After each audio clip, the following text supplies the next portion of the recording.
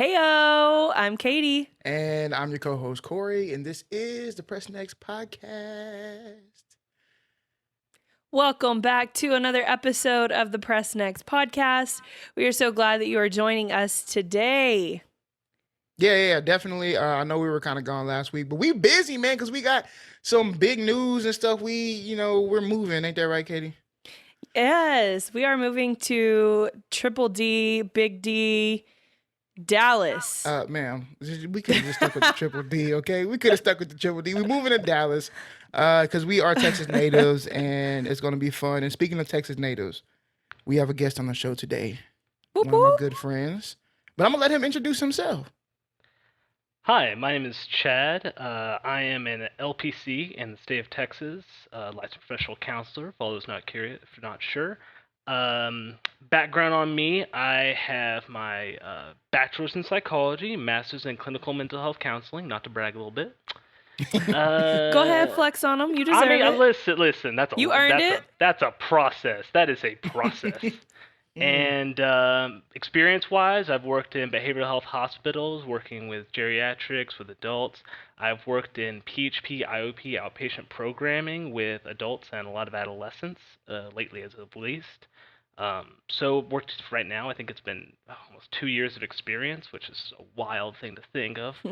Right. Time goes by so fast. It's wild though, but yes, and like I said, it's great to be the first guest, of course, on this podcast, of the first one that y'all have had. I mean, it means a lot to me to be the first one, and I understand the honor that comes along with that. So thank you so much. Was there some other ones that we had, or like a couple? Oh, yeah, couple, you know what I'm saying, here and there. If y'all do not know, Chad might be one of the most sarcastic persons you will ever meet in your entire life. And I will stand by this. You had two Katies. You had two Katies on the same. We did. Okay, like this second. There's a couple. We have there. a lot of C's, like That's true. 2K. Well, yeah. It's and a fine. Casey. It's fine. and a Casey and a Maddie. Yeah, we had a lot. There but were. I will stand by this. Chad makes the world's best, and I say the world, the entire globe. And if there's aliens now, the government's talking about UFOs. If there are aliens out there, I would stand on this. Chad makes the best Oreo balls in the galaxy. Okay, I need to try those because our friend Adele makes some pretty dang good Oreo balls. And I love that I had to message and be like, by the way, so you told them that they weren't as good, right? And he's like, yes, I did. I'm like, okay. That's what I tell him. I'm like, hey. He says it every time. Shout out to Adele. Adele, she makes good. I told Chad yesterday, they're a distant second. A distant second. I'll respect A distant that. second. I'll respect that. I will. They're good, but they are not Chad. So if the LPC thing doesn't work out for whatever reason, because it seems like it's working out, you know what I'm saying? It seems like it's doing great. You're doing great work.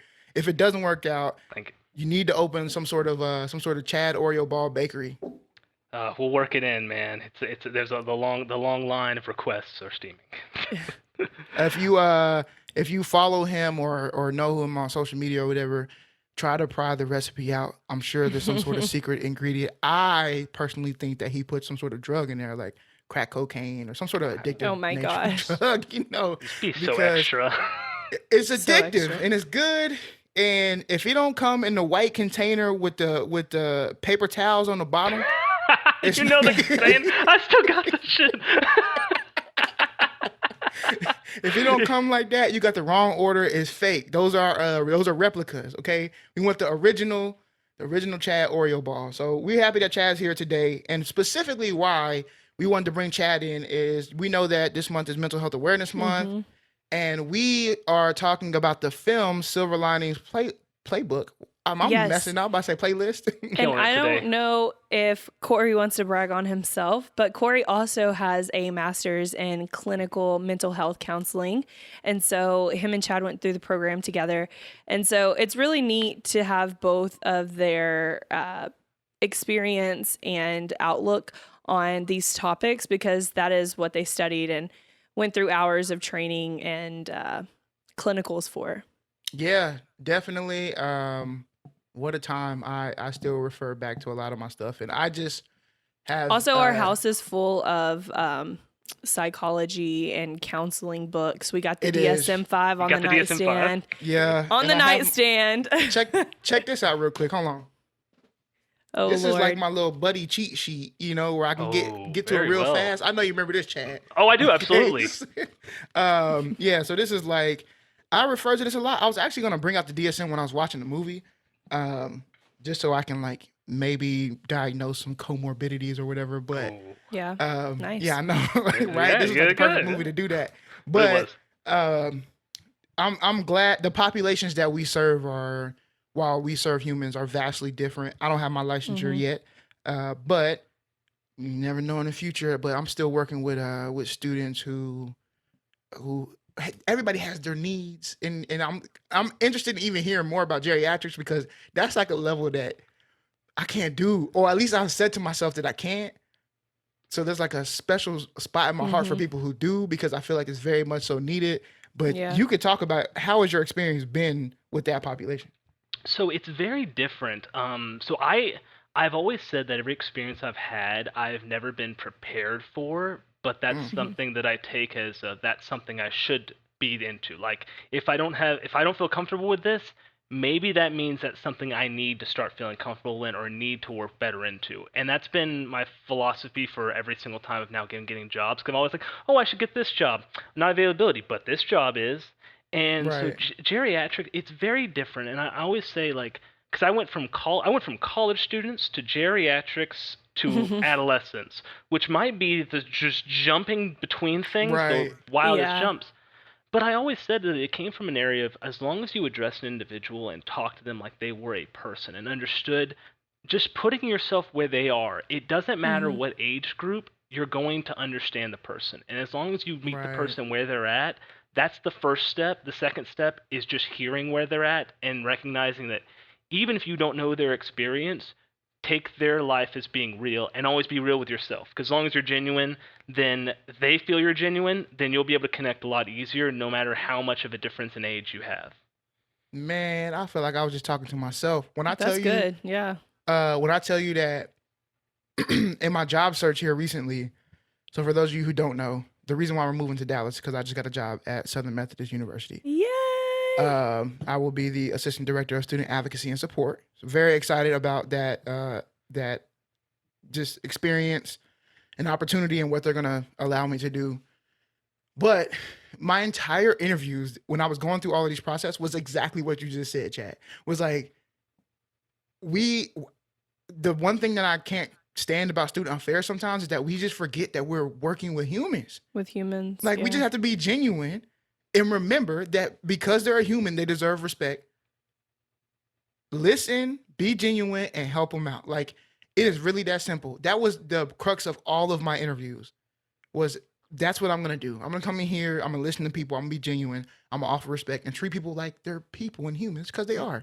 Because Chad, what our supervisor or Dr. Faulkner would say, Oh, we're humans, not robots. oh man, you know how much time Oh, I remember you saying that all the time. I have said it so many times in I want to say in every job I've worked since then. I have said it in hospital work. I've said it in outpatient work. Every single groups I have reverberated that. Just It's good advice. It is. And you don't have to be a therapist or a counselor to just treat people that way. Like, so just take that as like, I guess, words to live by. People are humans, treat them like humans, be genuine to them and also be genuine to yourself. And I feel like you'll lead somewhat of a happy life, or a good life or fulfilled life. But before we get into the movie, just trigger warning, want to let everybody know today we're going to be talking about specifically bipolar disorder and some disorders that kind of run off of that because that's what's based in the movie. So if that is a topic that might be a little bit too much for you, that's okay. Skip this episode, listen to an old episode, maybe come back for the next one, whatever you want to do. But we're talking about Silver Linings Playbook, and we're going to focus on that disorder. So without further ado, let's jump into it. Do you want to give an overview of the movie, baby, or? Yes, I will. So, like you said, we are covering Silver Linings Playbook, which is the 2012 movie that stars Jennifer Lawrence and Bradley Cooper. The synopsis of the movie is: after a stint in a mental institution, former teacher Pat Salatino. I don't know how to say. Just Moves pass. back Italiano. in with his parents There you go. and tries to reconcile with his ex-wife. Things get more challenging when Pat meets Tiffany, a mysterious girl with problems of her own. And let me tell y'all, I saw this when it came out, and I wasn't like, well, I was in the program when it came out. No, I wasn't yet. I wasn't in the program yet. But when I came out, I was in psychology. So this was like, the movie, everybody was like, we gotta go see this movie, gotta go see this movie. And when I saw it in theaters, I was like, man, I don't understand what the hell is going on. Because I didn't really understand bipolar. And I kind of feel like that's the topic of what we'll kind of talk about today.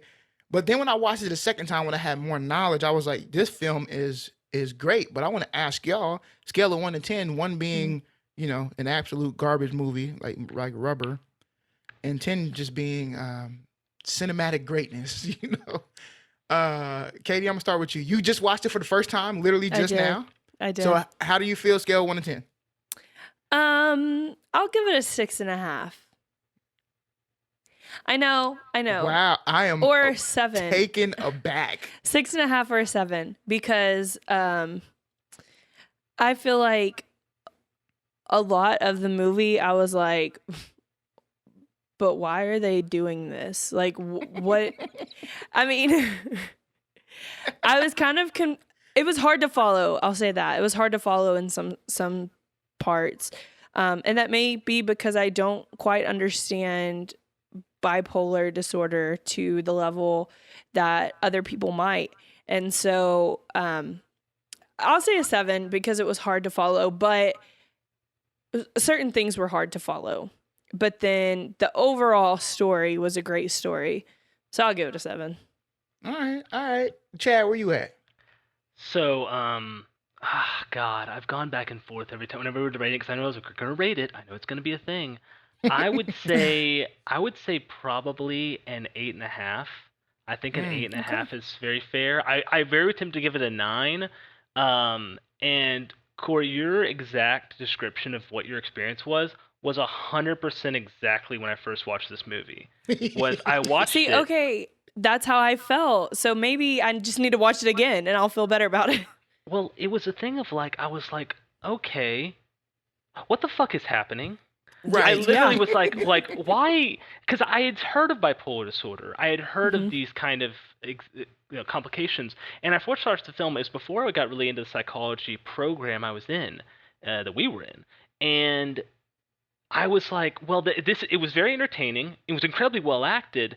But a lot of the behaviors, I'm like, this is confusing. Why would why are people acting like this? But also, like, what is I'm missing the connection. And so fun fact about maybe let's say a few months ago, whenever y'all were starting on this podcast, and I was like, you know what? They're probably gonna have me on a guest at some point. And I was watching a movie, and I was watching Surveillance Playbook, and I'm like, it'd be really great if this is I'm being dead honest with you on this. Honest with you. And I was watching it and I'm like, I wonder what I would say if I legitimately was like, because this is the perfect movie to kind of have discussed. So when you sent me an email discussing it, I'm like, oh, dead set. This is exactly what we're watching. I'm not, this is 100%. So, and when I watched it then, having worked now for the past 2 years and having rewatched it, I was like, this is it's just different. I know, like, I can see still some of the difficult to follow parts, but I guess it's different appreciation from seeing it now. Yeah, definitely. And so I think I would probably give it like an 8.5 too. And that's just looking from the lens specifically of I have a better understanding of what bipolar disorder is. And when watching it, and if y'all don't know, y'all probably already know, obviously I'm a movie buff. I love movies. Chad is he's like my partner in crime when it comes to film. I can talk to Chad about any film, and Chad knows what I'm talking about. He understands it because we understand film together. And so there's plenty of times where we both suggest certain films to each other that we either have not seen or whatever. So I trust Chad's judgment on film the way that I trust my own judgment on film. And so my score is cinematically kind of the same because I started looking at the way they did some of their camera movements, right? Like the way that they staged even some of the closeness and the erraticness of the entire shot that just happened. They want you to feel like how Pat feels in that moment. So I'm like, wow, this is at first though, it was just so jumpy and cutty, It and I'm was like, very chaotic. right. But it's once you understand that's how Pat mind is working right now. Yeah. So it should feel chaotic to us because that's what they're trying to portray. It's true. In order to do that in still somewhat of an organized way, to me, they did a good job of. They still told a fantastic story. I also feel like, me personally, this will kind of roll into the second question. I don't feel like they villainized bipolar disorder, right? Like some movies, or at least what we hear. So I'm just gonna ask you, Katie, if you feel inclined to answer this. Growing up, what did it mean for somebody to be bipolar? Like, what did you hear? What was the stigma around it, or what did you imagine for somebody who's bipolar?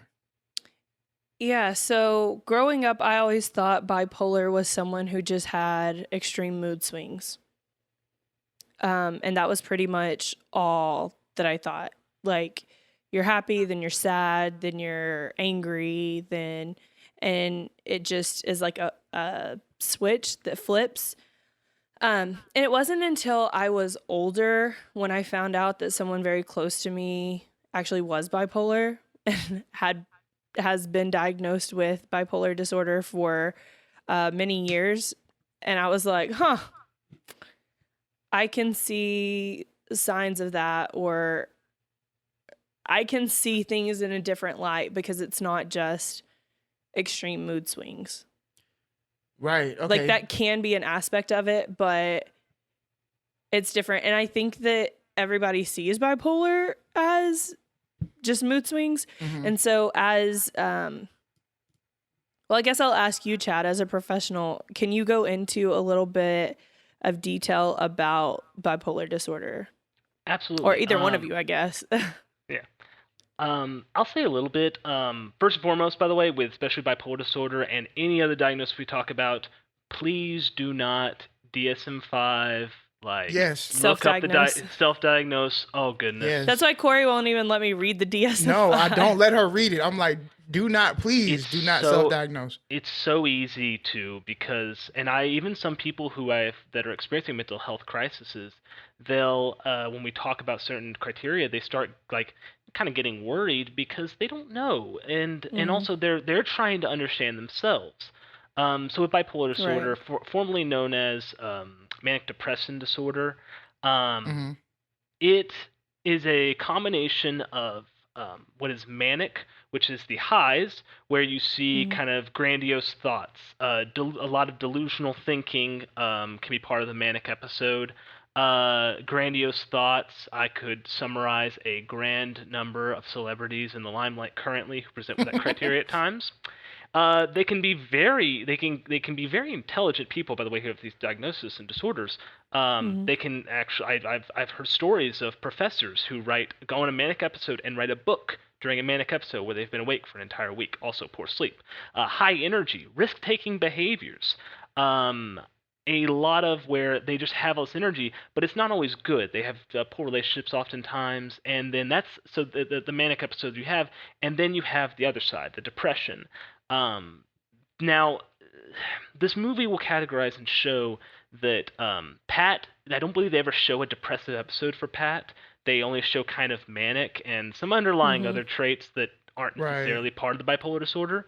But that's kind of the main two contributors. I mean, I'm absolutely, by the way, glossing over it because there's a lot more to it. Corey, you could probably fill in those parts because I'm just off the top of my head on it. Right. Like for me in the movie, at least, I think the two kind of depressive aspects that they depict are his like irritability, right, and his like troublemaking decisions, right? Like he's like that is like the only two. Yeah, like he's his social cues are very much so gone. Oh, absolutely. Which yeah, and no person with bipolar disorder has bipolar disorder. They're great. Why would you ever think anything less? You don't understand. You just don't see things the way I'm seeing things, and that's the problem. That's the problem with if you just saw things my way, it'd be great. And that's the problem, and that you don't understand that I'm God. So, that's what I feel like they showed as far as like on that bottom side. Because on the bottom side, you're really talking about, um, what? Here's how I kind of saw it Just like growing up. reckless behavior. Or no, more, yeah, reckless behavior, but it could be like even a low sex drive, somebody whose pace of talking has changed, not liking things that they once liked. You know what I mean? Like those things have started to change or whatever. And I feel like when we see some people who, me growing up, I was with you. People just talked about mood swings as being bipolar. People still say Mm-hmm. that. They're like, "Oh, this person's Right. bipolar." I'm like, "No, they're not."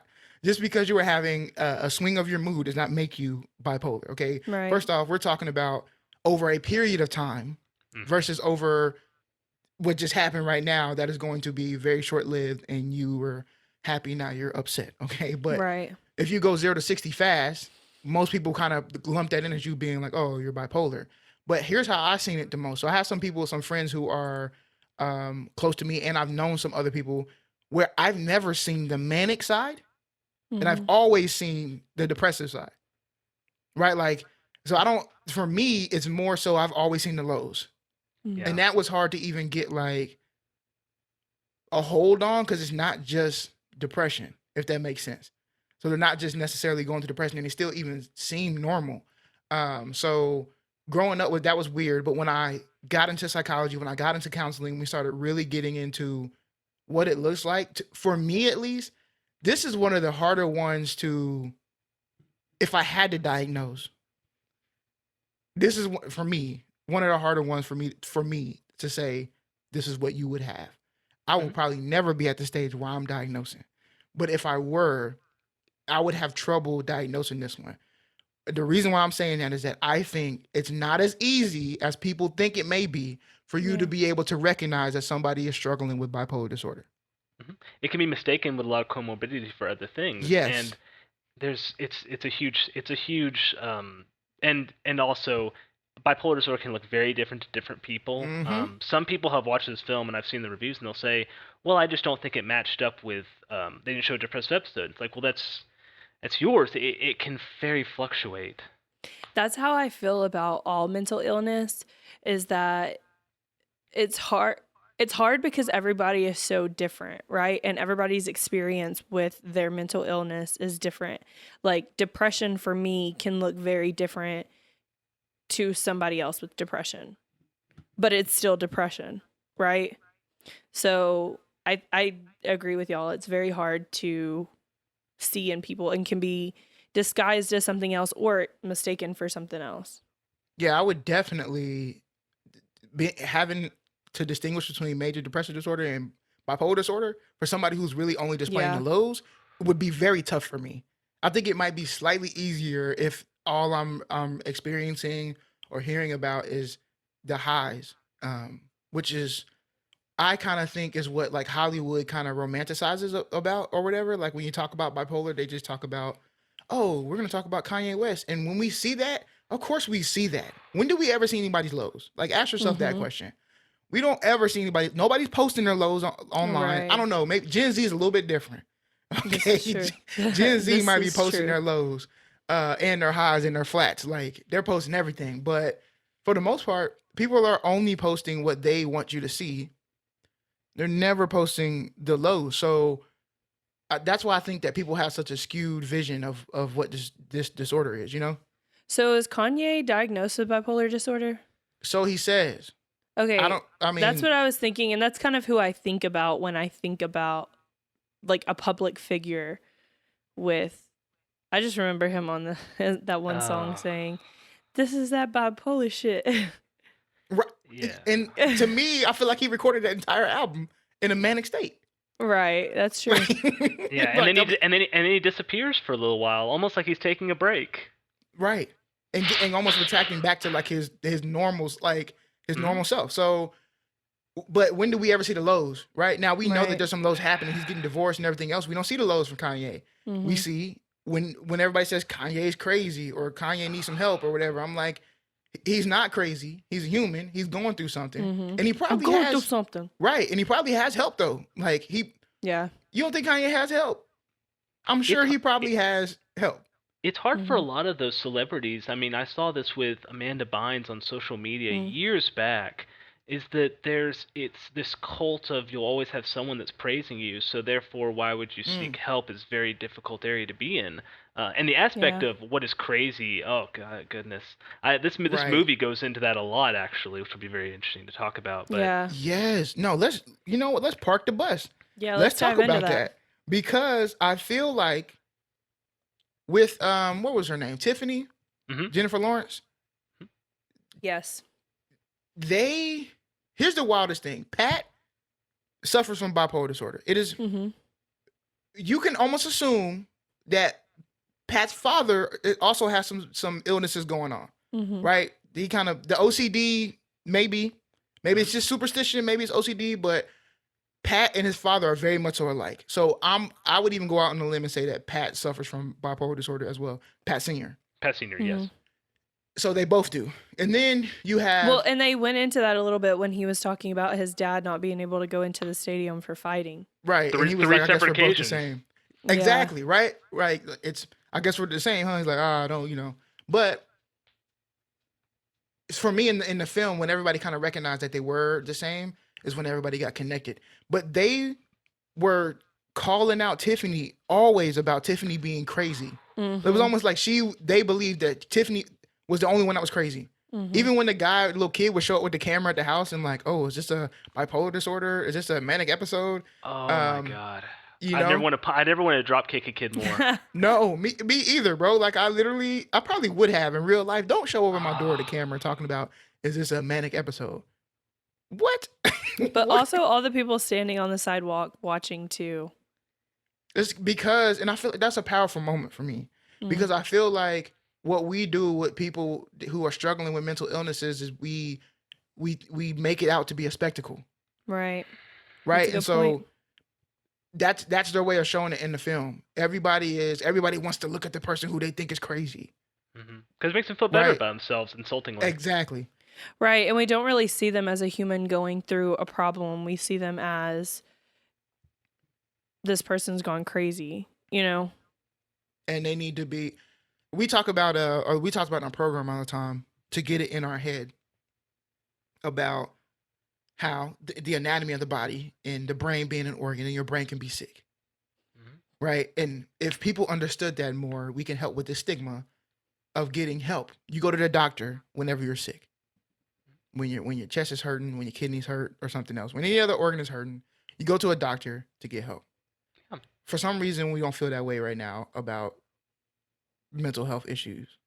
We view diabetes as something that you would get insulin for, and that's True. something that you might need for the rest of your life because there's an imbalance. But we don't view mental health in the same way. Or like the chemical imbalance. Yeah. Yeah, or hormonal imbalances that you So may, go let ahead.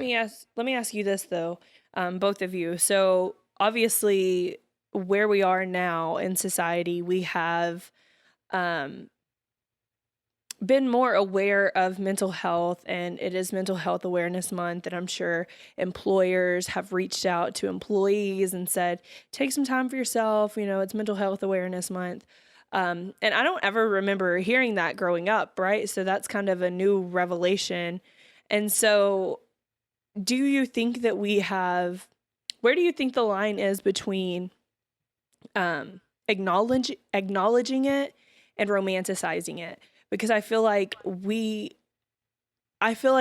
there are a lot of people like on TikTok or just all social media where it's kind of romanticizing depression or anxiety or Like it becomes like a bipolar disorder. personality trait. Right. You want to jump in that one, Chad? No, you mean you don't have an answer for you? No, I got an answer. For me, so I don't. So I'm not on TikTok. I see some get posted and everything like that. I catch it on especially more on Twitter, but Mm-hmm. I've seen some people on certain comment sections that romanticize certain delusional conditions as if it's Mm-hmm. like special powers or something.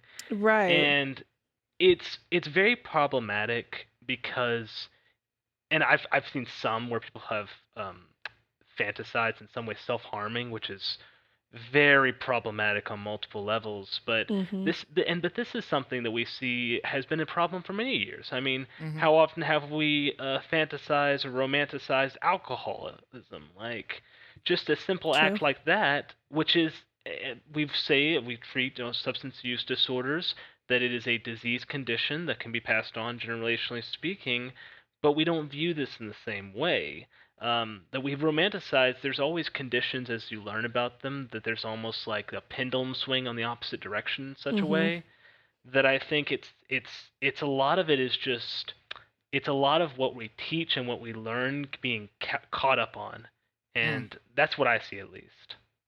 Yeah. Because it almost feels like everybody is depressed and everybody has anxiety disorder. I've even seen people who are self diagnosing as autistic. And I'm like, That's what? Because, I mean, and this is, I've seen TikToks about this where they're like, hey, if you have this, or if you have this, or put a finger down if you feel this. Oh, did you put all fingers down? Well, you may be ADHD, or you may be autistic, or you may be blah, blah, blah. And I'm like, this is dangerous. That's so dangerous because now everybody thinks that they have some kind of disability or not even a probably the wrong word to use, disability, because I don't, lack of a better term, but Condition. condition. Yes, thank you. Now everybody has a condition, and it almost feels romanticized. I feel that, and that like I put this on the sheet, and I think that I'm gonna ask you, Chad, this, and it really meaning speaking specifically of this, and that we feel as if there are some people out there who do, but there is a balance of we need to be aware. Do you think that when it comes to like mental health or just trauma in general, is it okay to like make films that are solely based around trauma? So I thought about this question a lot. It's I've gone back and forth on it, but I can tell you this: I genuinely wish that we actually treated mental health like something to be acknowledged and recognized. I go back to TV shows. A TV show that comes to mind is MASH, which is about a Mm, war, which is about a mobile hospital unit, and there is traumatic stories told in that. There's a backline of comedy to every episode and what have right. you, Mm-hmm. and that can be given the same way with mental health, just because the after effects of a lot of them can be very different.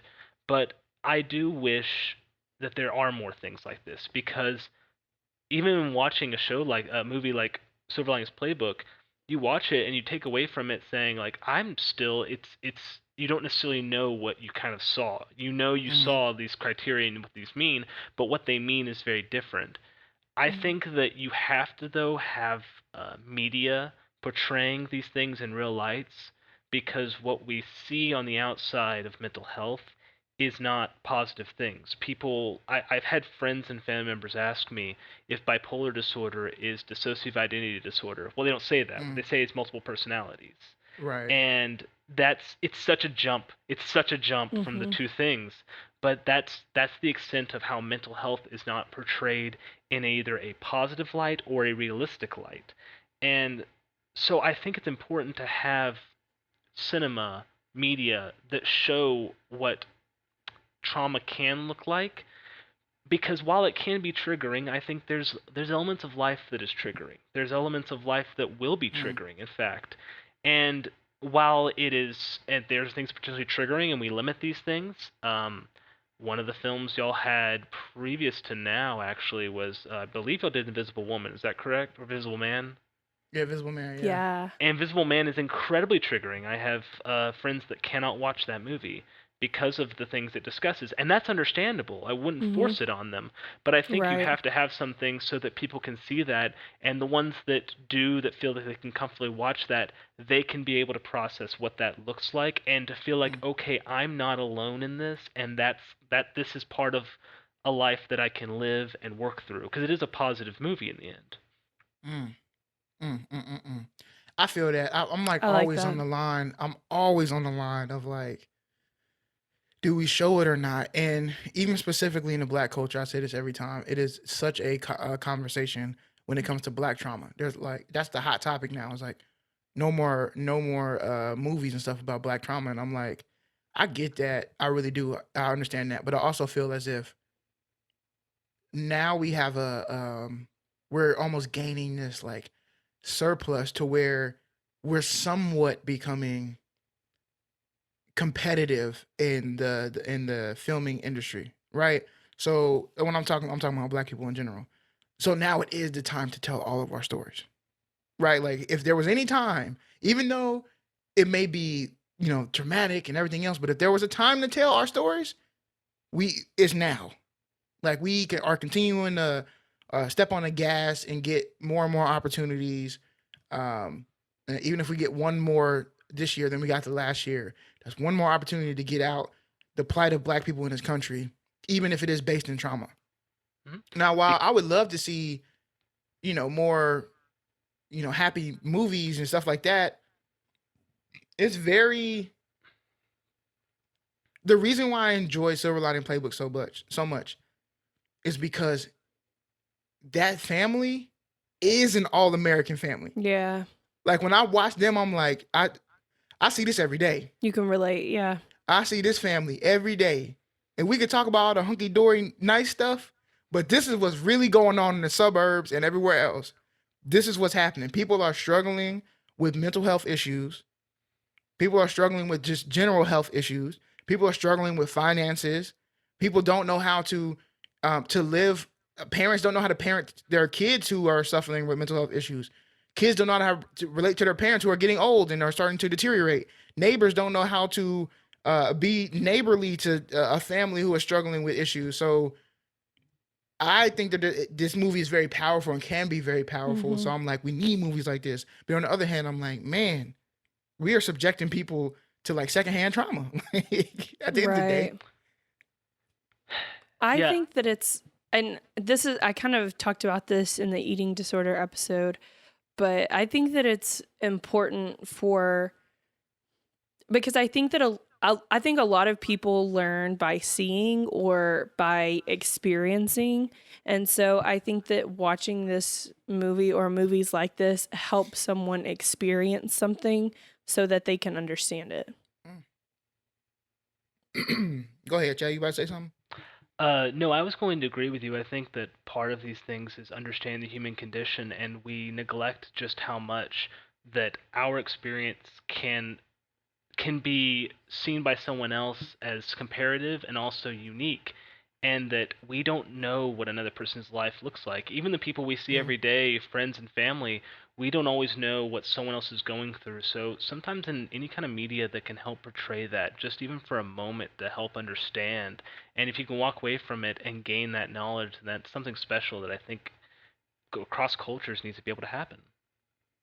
Definitely.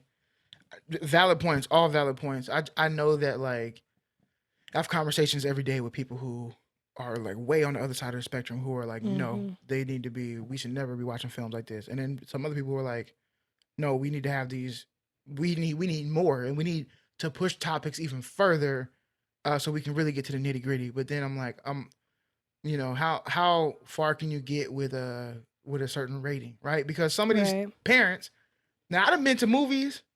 Man, I saw Saw. I went to go see Saw one time. I'll never forget this. And never in my life will I forget this. I went to go see Saw, maybe like the fourth one in theaters, and if I'm not mistaken, it's definitely rated R. Okay, and I go in the theater.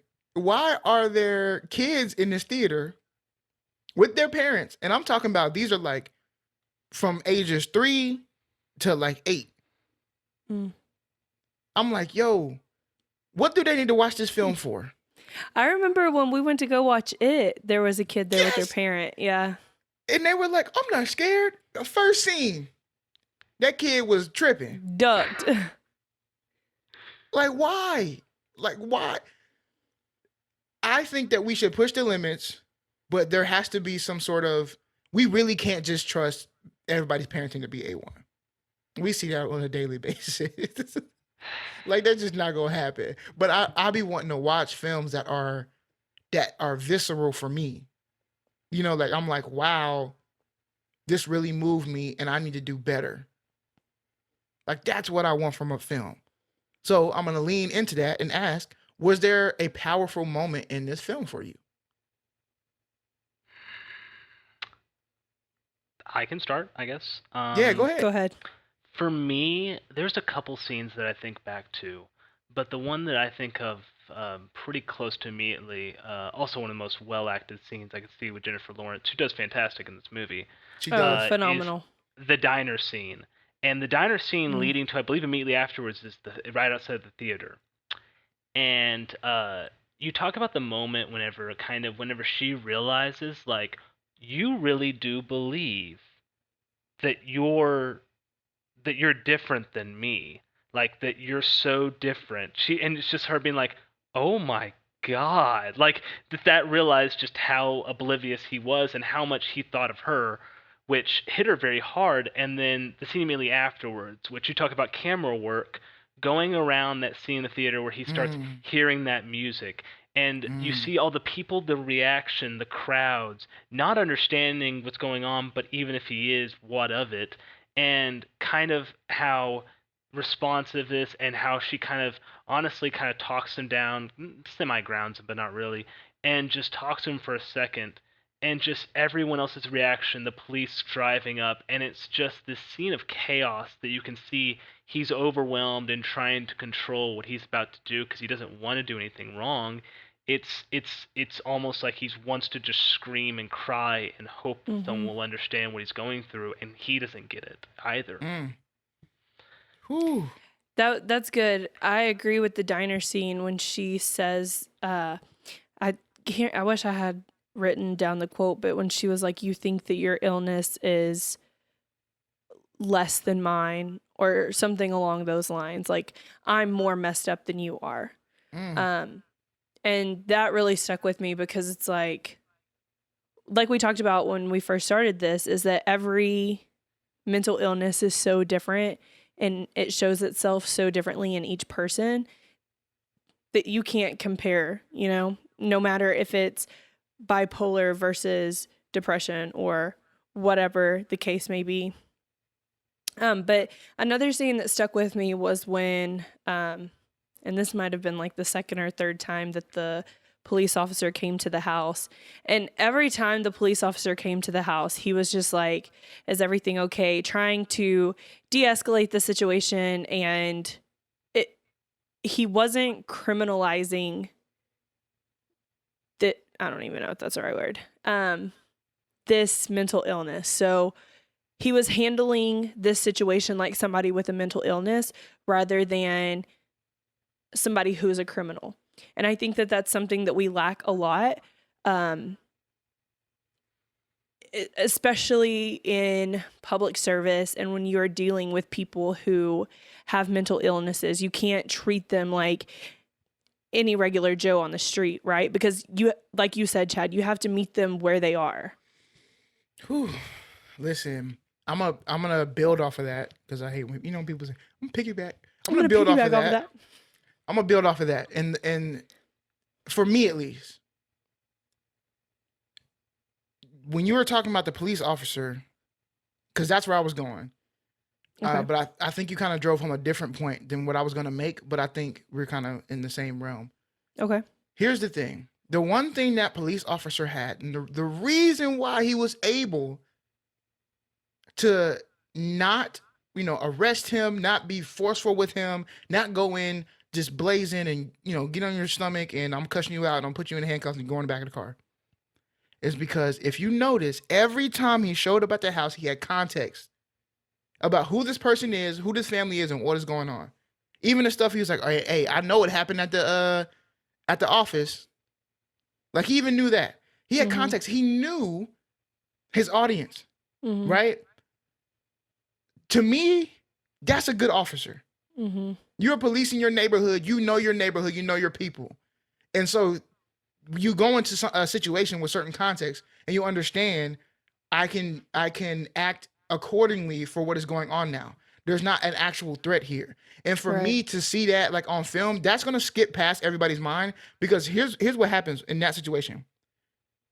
People think that what happens with that police officer is what it's like with every single situation, Right. and it is not.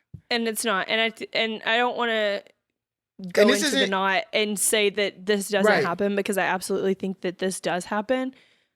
But go on. Right. More often than not, you're probably walking into a situation you have no idea Right. what's going on, and I get that. But I think that this is a check mark for how good it is to have good community police officers who are enforcing the law, and or this is also a reason to have somebody who like are social workers or people who are teams out in the community who can go out, and it doesn't have to be the police officer's job to do so. Right? He Absolutely. could just be a law enforcement, or he or she or they could be law enforcement officers and just enforce the law. Right? If we ever get to that point in day, that will be a wonderful time in my life. I believe so. Let the people who are like Chad and other Mhm. professionals who have dedicated their lifetime, who do not get paid enough, but who understand the importance of their job and what it means and how to interact with humans in crisis versus people who are not trained to do so. Right. So shout out to the cop in the film, and I'm not saying by all means this is not a I hate all cops thing, not even a little bit. But I'm also just saying there's such a difference in the way that he in the movie interacts with this family than what sometimes is even typical of a police interaction with a family. So Absolutely. that was like a powerful moment for me. Um, there's a lot really from a counseling standpoint, from a psychological standpoint. But for me, that stuck out the most with me. I'm like, man, wouldn't it be nice if every single police officer was like this? Mm-hmm. Yeah. Good Wow, points. wild time. I don't want to get on my soapbox when it comes to policing. But I will say, man, if we can put some money behind, care teams and bit teams and other teams that are mobile in the community, I'm all for it. I'll put my money behind it too. I don't make a lot, but I but I will I'll put some coins behind that initiative because I really really do believe in that. All right, while we have Chad here for our listeners, we'll talk more about the movie as well, but I really do want to ask you as a professional, what would you like everyone to know about bipolar disorder, which they may or may not know? It's so hard to say. I would say with the first thing to know is that it can look different for everyone. Mm, What the criteria is, I've worked with a wide variety of individuals. Ones actually like Pat who were undiagnosed until right. they were, and it was for them working with them. It was a process of kind of revisiting certain experiences and looking at it in different lights, and looking at for for Pat, it was stress that kind of induced it, and that can be Right. the case for some. It's understanding that do not look at this condition as something that um, I'm now going to be crazy, or that I am crazy Mm-hmm. for having a condition like this, and viewing someone as crazy for having a condition like this.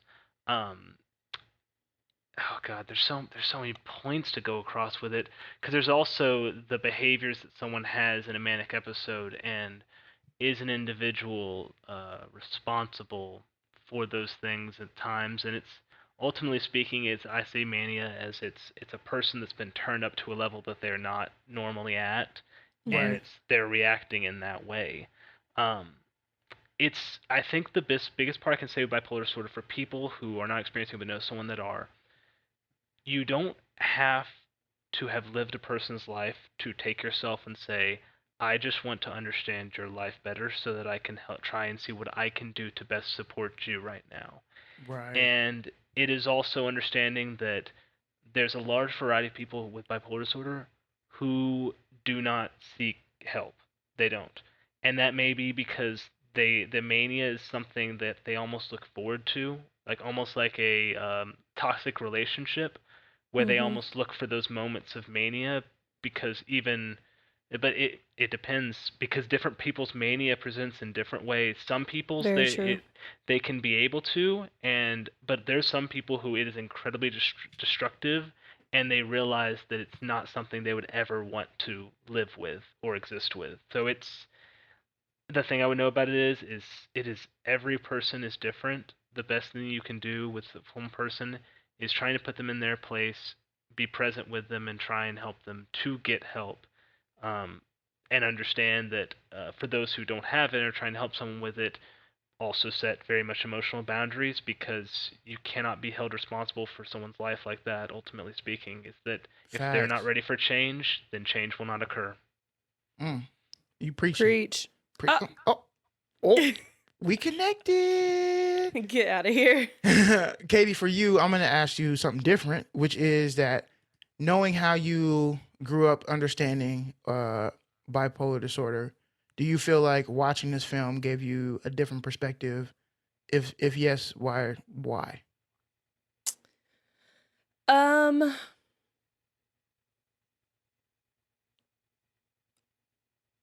Sorry. I just saw the TV. This movie came out in 2014. I said 2012 earlier.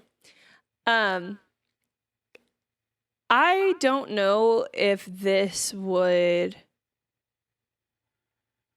So I think that if you didn't know anything about bipolar disorder and you watched this movie, you would be confused and it wouldn't help you understand what bipolar disorder is. Does that make sense? Yeah, I feel like maybe the first time I watched it, I thought Pat was just an asshole. Like, I think that you can definitely see that there's something going on, but it doesn't make sense, right? You're like, why is he yelling? Why is he trying to fight everyone? Or he's a narcissist. Right. So I don't necessarily know how to answer that question. No, that's okay. And I don't think you have to know. And I think y'all, I say y'all, I'm sorry, my textures just came out. Y'all, I'm gonna say y'all because I like y'all, our listeners. This is a moment, y'all don't know how powerful this moment is right now. Just like Pat Sr. said in the movie when he had to go get his girl, you know what I'm saying? And that was a powerful moment. Oh, what a moment. That one brought a tear to my eye. That was a beautiful moment. Right, Y'all are in a moment right now. This moment right now, that what Katie just showed you was, I don't even know if I have enough information to have an opinion. That is okay. The amount of time, it's okay. Somebody can ask you a question, you'd be like, I don't really know how I feel about that yet. I haven't formulated an opinion on it yet because maybe I don't have enough information. And it's okay for you to do exactly what Katie just did, which is to say, I'm not sure yet. It may take 2 or 3 watches for her. It may never sit in Katie's head right? It may never sit in my head right. I have different thoughts. We all have different thoughts. And this isn't necessarily even when it comes to understanding mental health. This is just when it comes to understanding really pretty much anything. But specifically when it comes to understanding mental health. Because if we get into it, and Chad, you kind of was tipping on it a little bit, but like if somebody committed a crime, then it becomes the question of were they in the same state, right? Were they acting upon the doing the crime knowing that it was them doing it, or were they in a state or a manner where they didn't necessarily have control? And I wrote a paper on this in college. Chad probably knows. It is not easy to plead insanity. And people say that all the time. People say it all the time, like, oh, you just plead insanity. I'm like, bro, you don't understand how tough it is to be clarified or declared not fit to either stand trial or anything like that. It is tough. It is extremely tough. So it's okay for you to not understand. And I know that that's not going to sit a right way with a lot of people, because some people are like, you got to pay for your sins and everything else. And the way that you believe that paying for sins, it might be different than the way that the system believes it. Because I personally believe that it can be actually even worse for somebody in the situation if you have to go to a mental facility indefinitely and you never leave. That could be even worse to me. But if you don't know, it's okay to not necessarily understand. And that's when you refer to resources, okay? Resources that are going to be able to understand and help this person out, right? That's when you say, hey man, hey Chad, I got somebody who I think they might need your help. I can't help them out no more. And I just really don't understand how I can give them help. But I'm sure Chad can either give them help or Chad can be like, I got a better resource for them. I can get them hooked up. It is important to know the resources that you have that you can utilize, but also the ones that you can give to other people to just get them started. Just even if you know somebody who is struggling with some sort of mental health issue, um, you don't have to. Please do not try to be their counselor. You're not. I tell that Mm-hmm. to people all the time. You come talk to me. I'll listen to you vent and stuff. Do not ask me to counsel you. If you ever come to me and like, hey, shrink me real quick. That's like an automatic. I'm not even talking to you. Now you can't even talk to me. Right. You've lost the privilege of me listening to your conversation, right? Like, not happening. Because the last thing I want you to do is for you to think that I'm like your therapist or Yeah. your counselor. Nah, not happening. And Chad, do you feel the same? Absolutely. I've literally told people, I was like, listen, the way I talk to people is the same across the board, but there's one difference. My friends, I'm going to give you advice. Means I'm going to tell you, yeah, it was a stupid decision you probably did just there. Like, would you tell your client that? I'm like, you ain't my client. What are you talking about? No, no, no, no, no, no. We are friends. I can give you advice and I can tell you what you just said was stupid. And the what I did, I can do that 100%. I Mm-hmm. am not I like I can't help but sometimes go in that mode of like the way I talk to people and being Right. therapeutic. However, nope, I am not your counselor. And in all ways, if I'm talking to you, I'm talking to you as a friend or as a buddy, but I'm not talking to you. I am not your counselor. Right. I tell people all the time because my tone changes, right? It's like that's what's been trained into us. Our tone changes. We become better active listeners. Oh Think right. And so people are like, oh, I'm getting like a counseling session. I'm like, no, because even my train of thought is not even therapeutic in this moment. When I'm with a client or if you're with a client, you begin to start even thinking clinically what could be happening. I'm not ever in that train of thought if I'm talking to my friends. I'm more so in the train of thought of like, what did you do to F up? Right? Right. And I'm gonna give you some Oh, advice. I'm gonna point that out for you or whatever, just to be a You friend. are like that. Corey's always going to tell you what role did you play in What? this? Because you have a responsibility. So what role did you play? That's pretty much my output when it comes to my friends. But please don't try to be that extension for somebody. One, you don't have the skills. I promise you don't. And that's not a knock on you. You don't have the skills, you didn't put the time in, you don't have the licensure, you don't want that. You want to be able to get them to the people. It's like if your house was on fire, stop trying to put it out and call the firefighters. Mm-hmm. That's what they do. They got all the Ooh, big tools facts. to do all of that. They got the trucks, they got the ladders, they got the heat suits that they can walk in and save people. They work out all the time. I heard they're good cooks, but we gonna figure that out. No, nothing to do with anything, but they have access and resources that you don't. And so I see that all the time across the board. Some people overstep their limits. So just stay, know your role, play it well, stay in your lane, and Stay in your get lane. people to resources. Get them to the people who can put out the fire or at least help them put it out. And then let it be what it is. As Chad said earlier, when people want to change, they will. You can't be. You're not responsible for that. That's just Amen. that's just absolutely. facts, no printer. You know, I literally heard a phrase today that I said I hate this phrase and people use it all the time. They say, "Oh, that's not what I want for you," and I'm like, I hate that phrase. My life is not about what you want for me. Okay, my life is about what I want for me. So when people were like, "That's not what I want for you," I'm like, "How selfish can you be?" Interesting enough, I say that there's a lot of things I feel, a lot of phrases I'm like, that's kind of a selfish phrase or a selfish thing. I told Katie one time, and I asked you, Chad, how you feel about this. But I told Katie one time, I said, if somebody asks, if somebody said, "What do you want for your birthday?" and the other person said, "I don't want anything. Please do not give me a gift," but you still get them a gift, you are being selfish. Because what you're really doing is you're getting they told you what they wanted, but you want to get against their wishes to get something to make you feel better. Like, is that not like a weird dichotomy? That's like a weird balance, right? So I 100% love getting gifts for people, but when it comes to certain people, like my brother will say, if he just says get him money, just get him money. It's not you don't just get him money. It's okay. You want to get him a nice gift, that sounds good and all, but if he's asking you for just money, now if he didn't tell you, that's different. That's on him to be Right, able to right, tell right, you. right, right. But no, if someone tells you that, ultimately you may have this grand idea for a gift. It's okay. That's you gotta swallow the pride a little bit. Yeah, I guess it's really what it is. deprived. So y'all don't be selfish. Let people get the help that they need, and get them to the right resources. And so, if you don't know the resources, I'm sure you know somebody. Okay, and we will post some resources on the YouTube link. We'll post it on our IG page all week. Some very like national stuff that, because if you can start nationally, they can get you to locally.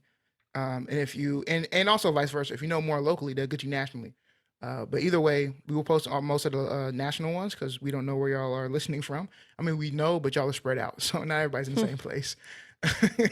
So I can't do locally for everybody. But for those who will be in the DFW area, I can link you to some local resources because I'm connected in that area, and Chad is connected in his area as well, in the DFW area. I'm pretty sure you have some resources. Where are you located, by the way?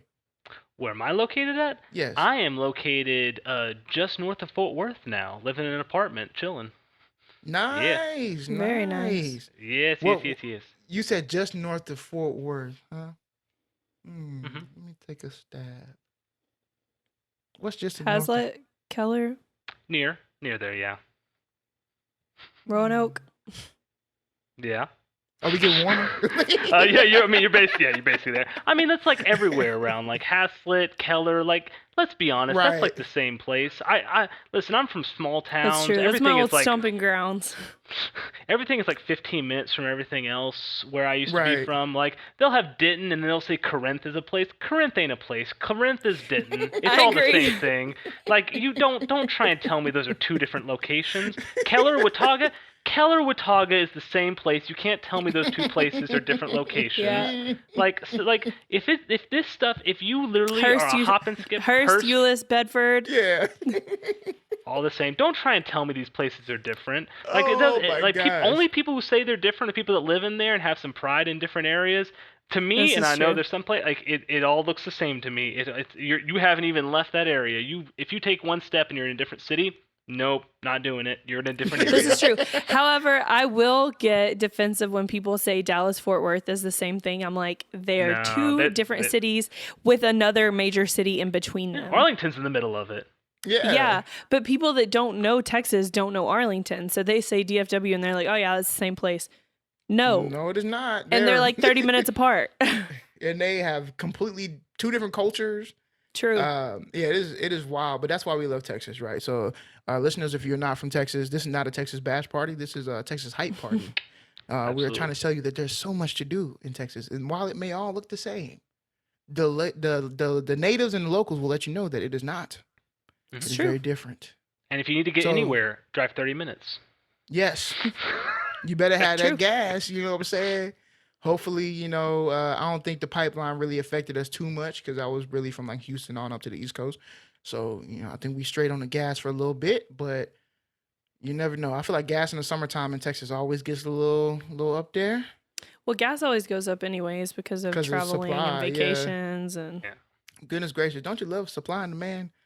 That was just, man. People were like, last year it wasn't. Yeah, because nobody was traveling. You had to pay nothing for gas because that was nobody was beautiful. nobody was driving. It was so Oh beautiful. my God, Corey, I drove to work. Listen, I used to drive more like 50 minutes. I would get to work in 35, and it was like a zombie apocalypse happened. Like Thanos just snapped his fingers, and I could get to work, and gas was $1.25. Right. It was amazing. It was amazing. And now I drive around, I'm like, dang, I gotta wake up at 2 a.m. just to get it to 260. Like, what's going on? And I remember a time back in the Gap, I was in high school, I was maybe a senior. And it was like this for maybe 2 weeks, maybe 3 weeks. Man, gas got about $5 in Texas, and I almost blew up. And people still ask me for rides. I'm like, you got to drop a dub in the tank, bro. You got to drop it. And I had a gas guzzler, bro. I had that Blazer. Turn the key and you lose a gallon, bro. Y'all had to drop a dub in the tank because that $5 gas, bro. What? And we had like a little shortage. That's what happened too. It was like a little shortage going. So I remember that point because I drove up to a quick trip and I had to wait 30 minutes in line. And then my mom had to go we lived in Arlington. She had to drive all the way to like West Fort Worth to get gas. Wow. Y'all ever been to a gas station that was running out of gas and the gas is pumping super duper slow? That was it when I was a quick trip. Once. Yeah. It's weird. That happened It's to me weird. once, and I was there for maybe 10 minutes, and I maybe got $5 in my gas tank, and I just had to like go to the next gas station. Oh my gosh. You're trying to use like the T thing and try and tip over the gas. Right. Hold the pole up. Hey, lean on it real quick. Lean on the thing. Listen, I don't know how we got to gas from our We got conversation. so far off. But we are about to wrap it up anyway. So, with that being said, Chad, thank you for coming on here to share your expertise and your experience. Thank you so much. Chatting it up. And we thank y'all for listening who stayed. And as we say all the time, we are a self-funded podcast. So, if you're like, man, I'm gonna give them some fiscal resources, some financial resources, you can drop us a little coin on Cash App or Venmo, Press Next Podcast. We will appreciate it, whether it be $1, 50 cents, $5, or 1,000, whatever it is. We appreciate it. We thank you for listening. Please, please, please drop a rating on Apple Podcasts. We hope that it's 5-star, but if it's not 5, give us like 4.8. You know, and leave a review. Because we love to read them, and the more reviews is gonna push us up the charts, and we want to expand and reach a higher number of fans and a wider population. We want to spread across the globe, okay? Like Chad's Oreo balls. We want to be the best in the galaxy, okay? We want to be the Chad Oreo balls of podcasts. You're gonna have people be like, "We don't remember anything about Chad being on the podcast." I was like, "LPC, nah." But we heard about something like called Oreo balls. Now those. Hey, you can flip it and make some money, man. You can flip it and make some money. You take that, you know what I'm saying? You sell it. If it costs you $5 to make, sell it for $7. And then you're good to go. Put them in a little freezer bag.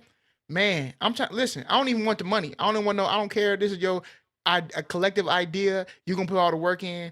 I just want like on the packaging, on the fine print, just put like co-signed by Press Next Podcast.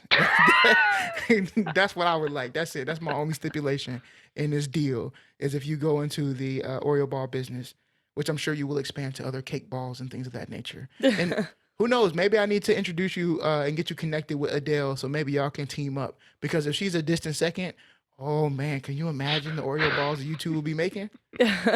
Ooh-wee. Y'all gonna get on one of the Food Channel episodes. Now I'm be like, that's fam. That's my boy. Fam. That's my girl. And then I can't even to imagine how that Oreo ball. All right, sir. Okay, I'm done. My bad. Yeah. You've been rambling. Donate to us, and thank y'all for listening. Come back next week, and we're gonna be talking about more mental health stuff. And then yes. And after that, we're gonna be in a new location. That's right. You will no longer see this. Yeah, you might see that, but it just look a little bit different. And my room will look a little bit different. But we love y'all. Peace out. Oh, whoa. And as always, there we go. Press next. Press next. Bye.